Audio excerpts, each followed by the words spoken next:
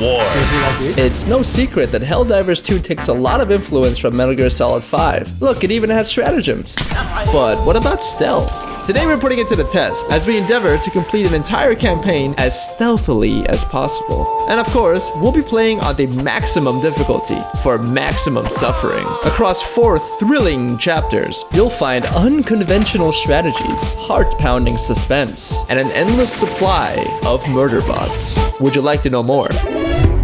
And so we land on Marfark, a barren planet, offering little more than snowstorms and ghouls, the Winnipeg of this star system. Our tools for the day are the anti-materiel rifle, to deal with the party stoppers, and the jump pack to open unusual angles, and also because it's a goddamn jetpack. For instance, we can bypass this entire base by propelling ourselves up to the terminal, a crafty trick, but not a silent one.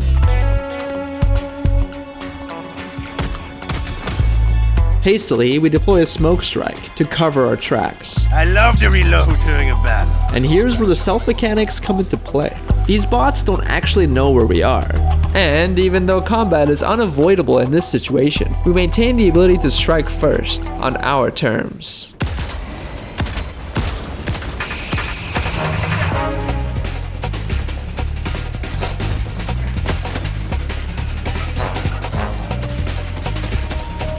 Now I've just got to do the objective real quick and smoke this so they can't see me. Alright boys, it's been a pleasure. Alright, yeah, this could work. 1 down, 2 to go. On our way to the next objective, we slip past a few patrols until we meet a curious raider. And just like real Metal Gear guards, they heard absolutely nothing. A bot drop. Sometimes your mistakes end up paying off. In this case, a previously alerted bot called for a drop at the last base. We now have a brief window to strike before the enemy can call for backup again, so we had to act fast.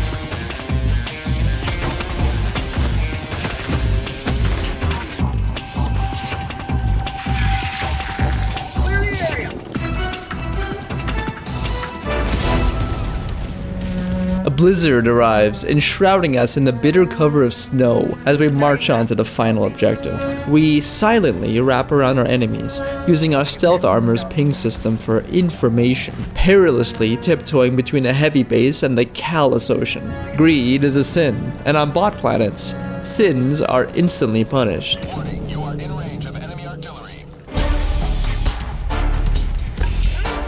Moving through the Winnipeg snow is already hard enough, but with enemies all around us, we're reduced to our rat desire, crawling between patrols or ne'er-do-wells, treading literally on thin ice. We've arrived at the last airbase, maintaining the element of surprise. We're going to surgically neutralize these guards using my cat's signature technique, repeated slaps to the shins. Precision is of the absolute essence. That is, unless you want to interact with the game's robust CQC system. We prep the area for a hell bomb renovation and make out like bandits, using a curtain of smoke to cover our final move.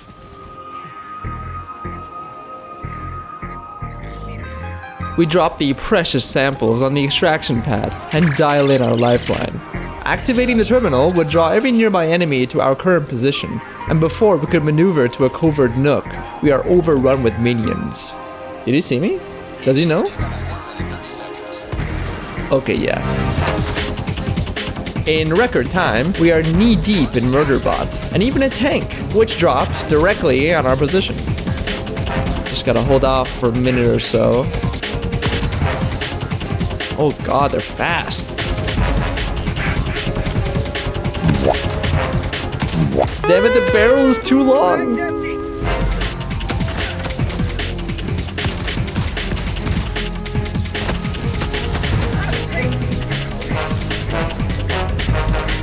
Atop the carcass of the steel beast, we catch a glimpse of our ride home.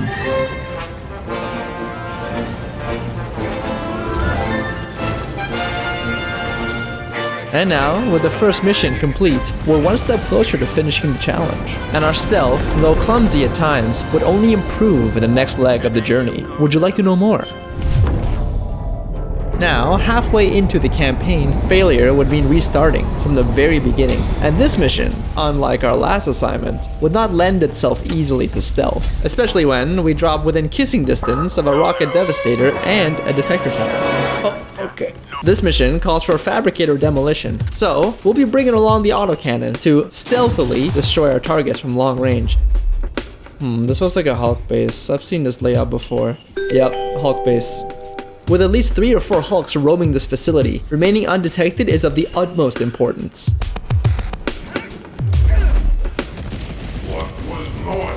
Okay, that guy knows.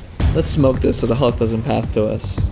Reinforcements continue to pour into the base, but our clever maneuvering allows us to slip past unnoticed.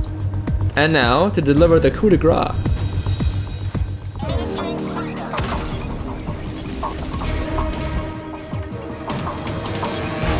We continue to pick off fabricators from a distance, drawing the ire of multiple bases.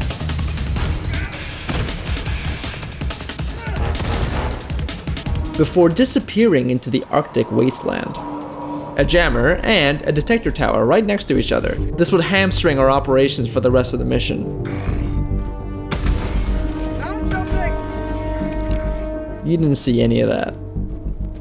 Ah, shit. A critical mistake, but things are about to get even worse.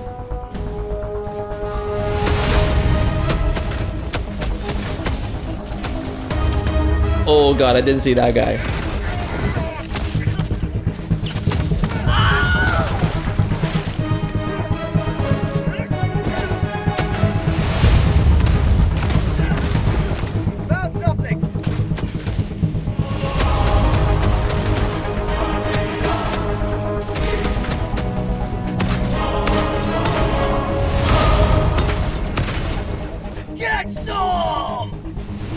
Snowstorm would give us adequate cover to ditch our pursuers as we return to stealth. With only a single stim remaining, we won't survive another fight. And it's moments like these, laden with dreadful tension, where the game feels exactly like Metal Gear Solid. Please don't see me.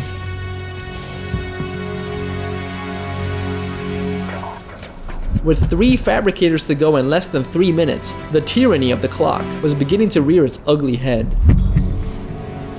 And without access to any stratagems or resupplies, even a small mistake would be fatal.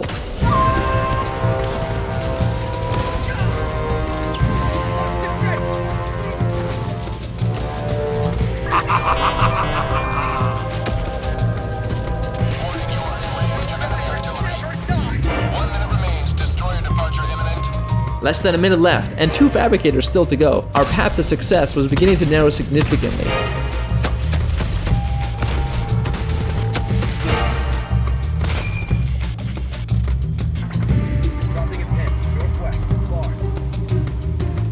We deploy our final stratagem as the clock dwindles to 0, leaving us stranded on the desolate planet. We had only minutes left to reach the extraction shuttle across the map and destroy the final fabricator in the process. Threading the needle between multiple patrols, we no longer had the luxury of patience. We find our final fabricator amidst the heavy base, completing our objective and running for our lives. Now, to keep a low profile while the shuttle arrives. Pelican 1 landing in progress.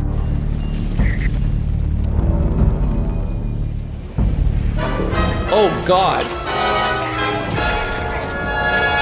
20 seconds. We managed to extract, and not a moment too soon. But we would soon return for our final assignment. A mission type where stealth is nearly impossible. Would you like to know more?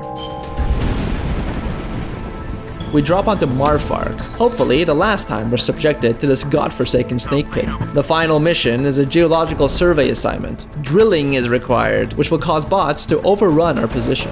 Remaining alive would require some cunning strategy. But before we set our plan into motion, we spot the funny rock. Like a rabid junkie, I sprint towards the samples and nearly pay the ultimate price.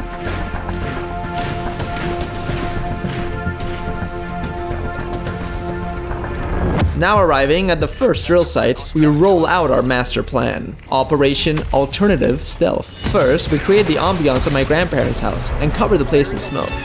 Next, we call in our electronic safe space, a powerful defensive tool. The only thing it can't protect you from is itself. Whoa, even the shield's trying to kill me.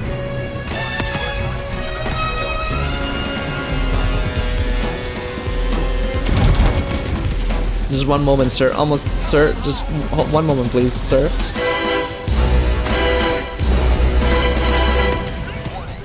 Okay, we survived. Oh, spoke too soon.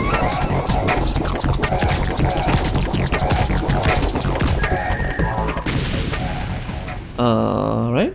On the way to the next objective, we navigate past several patrols using the jump pack, skirting around the nearby heavy base. At the drill site, we activate the second stage of Operation Alternative Stealth. This time, we take special care not to shatter our femur with the shield generator, and after finalizing the drilling sequence, we steal away into the roaring blizzard without incident. Only the final objective remained, a grueling 3-stage drilling sequence that would leave us without respite. But before that, we would first have to navigate the treacherous terrain and its even more treacherous inhabitants. We take to the skies, avoiding foot traffic on the lower levels. It's tempting to become overconfident when you stand towering above your enemies. Uh-oh. That's another patrol.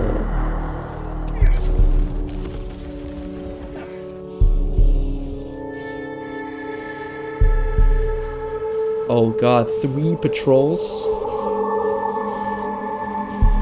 Fate, it seems, is not without a sense of irony. Okay, we leave.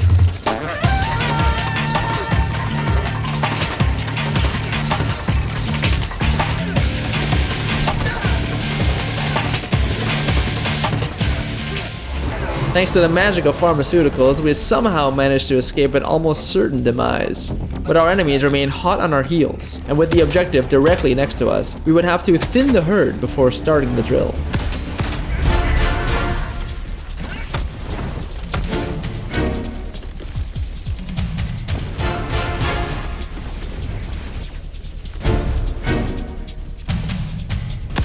With every shot, we draw the ire of more and more automatons, facing endless waves of hulks, heavy and rocket devastators.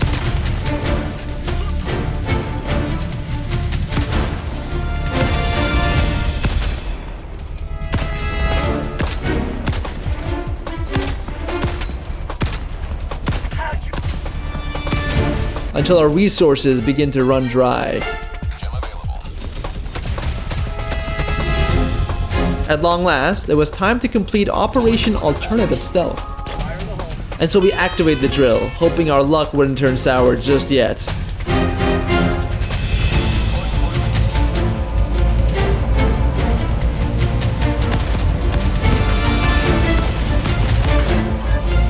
But our defenses dwindle as the clock marches on, and soon we find ourselves surrounded on all fronts.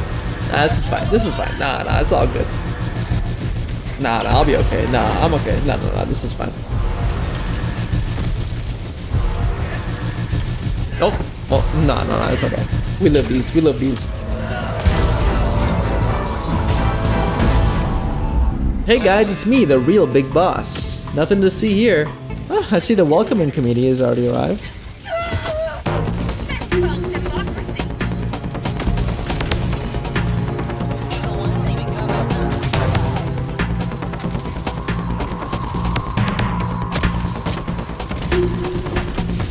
We take back the drill site, struggling for every inch against hordes of heavy units. And finally, the hill is ours. We can wrap up the objective. A bittersweet victory, but a victory nonetheless. But the difficulties were far from over. Oh, you didn't hear that, right? Oh god. We make a hasty escape and wrap around our enemies.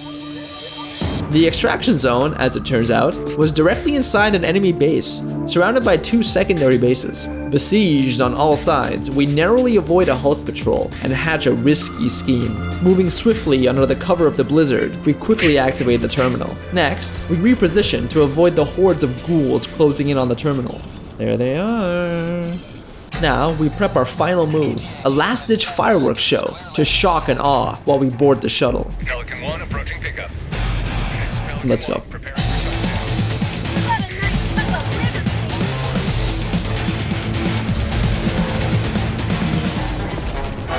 Oh,